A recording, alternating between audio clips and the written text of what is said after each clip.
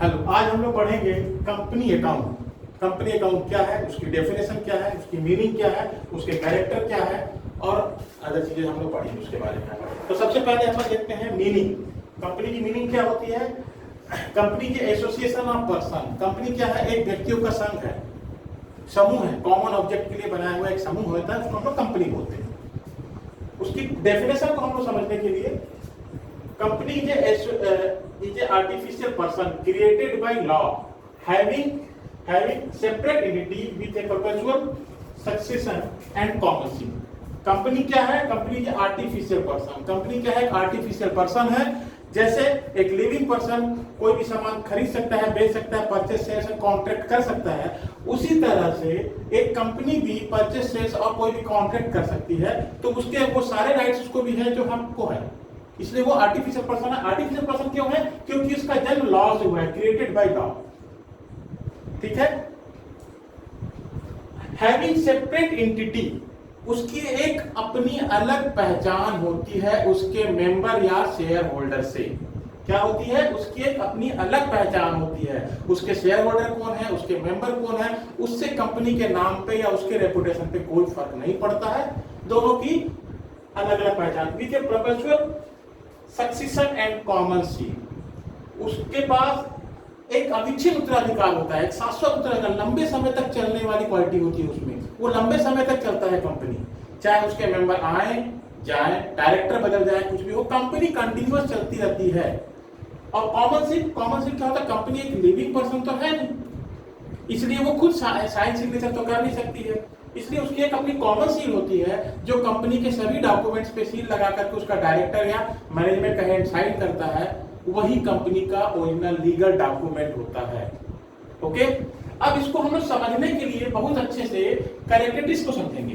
Company की characteristics को समझेंगे तो समझ में आएगा कंपनी का डेफिनेशन क्या है। उसी से हमने कैरेक्टरिस्टिक्स बना दिया। सबसे पहले दिया हमने इनकॉर्पोरेशन। ठीक है ना। इनकॉर्पोरेशन मतलब सबसे पहले कंपनी का रजिस्ट्रेशन होना चाहिए। कैसे होना चाहिए रजिस्ट्रेशन?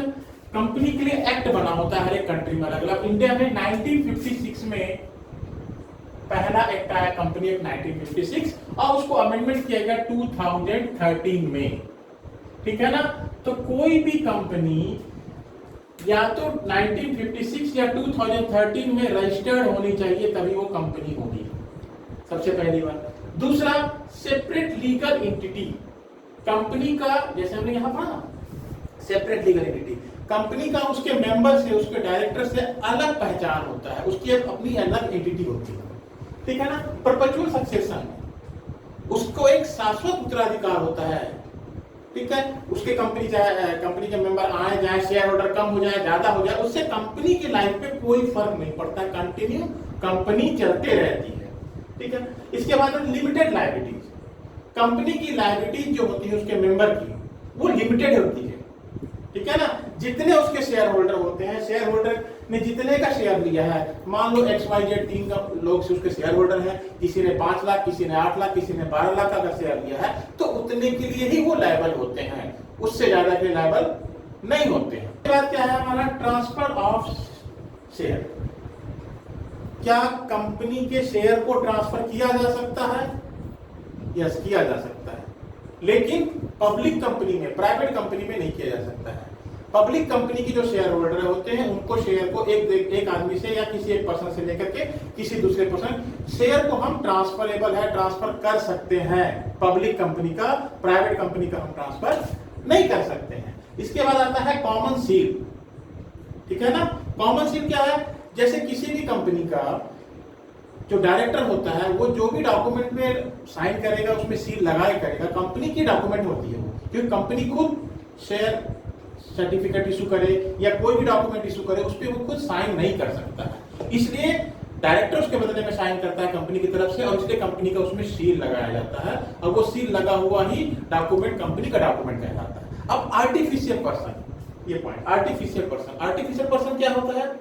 जब हम जैसे हैं, एक लिविंग पर्सन जो होता है, वो बहुत सारे सामान खरीद सकता है, बेच सकता है, बिजनेस को रन कर सकता है, कॉन्ट्रैक्ट कर सकता है। उसी तरह से कंपनी भी ये सारे काम कर सकती है। बिजनेस रन कर सकती है, परचेस कर सकती है, सेल्स कर सकती है, लेकिन उसका जन्म लॉस हुआ है इसलिए वो आर्टिफिशियल पर्सन हो गई। ठीक है, अब हम लोग पढ़ते हैं टाइप्स ऑफ कंपनी। ठीक है, टाइप्स ऑफ कंपनी में क्या है, सबसे पहले गवर्नमेंट कंपनी। गवर्नमेंट कंपनी है पहले। अब गवर्नमेंट कंपनी का नाम से समझ में आ रहा है कि जो कंपनी को गवर्नमेंट रन कर रही है, जिसका पूरा मैनेजिंग डायरेक्शन, पूरी कंट्रोलिंग कंपनी का गवर्नमेंट के पास है, वो गवर्नमेंट कंपनी हो गई। उसके बाद आता है one person company.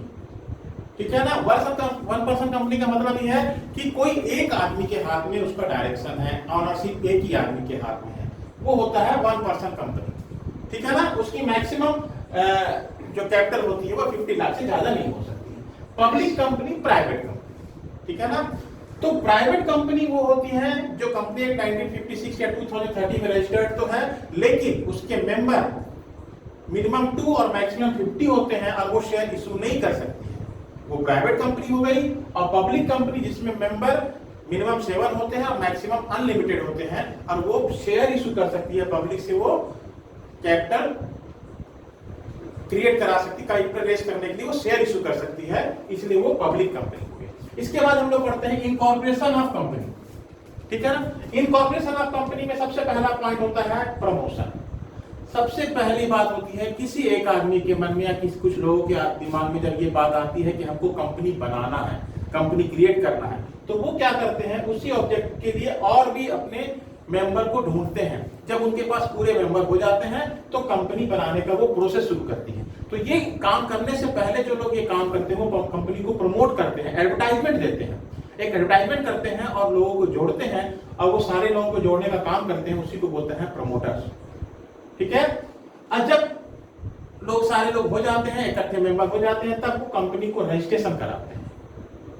Second point क्या है, इनकॉर्पोरेशन और रजिस्ट्रेशन ऑफ कंपनी। ये सारे काम होने के बाद सारे डॉक्यूमेंट तैयार कराते हैं, कंपनी एक्ट के अकॉर्डिंग वो सारे प्रोसेस को फॉलो करते हैं और कंपनी एक्ट में उसको रजिस्टर्ड कराते हैं, तो उनको एक सर्टिफिकेट मिल जाती है जो कंपनी जनरेट करने का, कंपनी रजिस्टर्ड होने की सर्टिफिकेट मिल जाती है और कंपनी एग्जिस्ट हो जाती है। ठीक है ना, उसके बाद आता है कैपिटल सब्सक्रिप्शन। उसके बाद कंपनी को यह अधिकार हो जाता है कि वो कैपिटल सब्सक्राइब करे, अपने शेयर को बेच सकती है और कैपिटल को इकट्ठा कर सकती है, रेज कर सकती है, और उसके बाद फिर अपनी बिजनेस को स्टार्ट करती है, कमिटमेंट ऑफ बिजनेस हो जाता है। अब वो अपना चालू बिजनेस, कोई भी नया बिजनेस या जो भी बिजनेस के लिए उद्देश्य से वो कंपनी बनी है, वो कंपनी बिजनेस चालू कर देती है।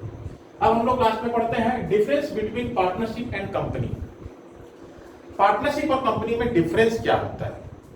सबसे पहला, पार्टनरशिप का रेगुलेटरी एक्ट है 1932, पार्टनरशिप एक्ट 1932 में बना और कंपनी एक्ट 1956 में बना और अमेंडमेंट हुआ 2013 में। ठीक है ना। Number 2, number of member. Company partnership में मिनिमम मेंबर 2 होते हैं और मैक्सिमम 50 होते हैं। कंपनी में प्राइवेट कंपनी के मिनिमम 2 होते हैं और मैक्सिमम 200 होते हैं, और पब्लिक कंपनी में मिनिमम 7 होते हैं और मैक्सिमम अनलिमिटेड होते हैं। ठीक है। इसके बाद आता है प्रॉफिट शेयरिंग रेशियो। ठीक है, लायबिलिटीज छोड़ दिया। पार्टनरशिप में पार्टनर्स का जो लायबिलिटीज होती है अनलिमिटेड होती है, क्योंकि जब पार्टनरशिप फर्म चलता है, उस बिजनेस में अगर कोई लॉस होता है या बहुत बड़ी लायबिलिटीज हो जाती है जिसको पेड करना होता है, तो जो पार्टनर होंगे उनके पर्सनल एसेट्स को भी बेच के उस लायबिलिटी को पेमेंट किया जाता है, इसलिए अनलिमिटेड लायबिलिटी होती है। लेकिन कंपनियों में लिमिटेड लायबिलिटी, जो शेयर होल्डर जितने का शेयर परचेज किया है, जितना उसका शेयर है, हिस्सेदारी है, उतने के लिए वो लायबल होता है, उससे ज्यादा के लिए वो लायबल नहीं होता है। Profit sharing ratio. Profit sharing ratio partnership में क्या होता है? According to partnership deed. Partnership deed में जो प्रॉफिट शेयरिंग रेशियो लिखा होता है, उसी रेशियो में प्रॉफिट शेयरिंग करते हैं, और अगर पार्टनरशिप डीड नहीं बना है तो इक्वल पार्टनर वो शेयर इशू कर सकते हैं, प्रॉफिट ले सकते हैं। ठीक है। इसमें क्या होता है कंपनी में? According to association of articles. और एसोसिएशन ऑफ आर्टिकल्स में जैसा लिखा रहता है वहां प्रॉफिट नहीं होता है, डिविडेंड दिया जाता है।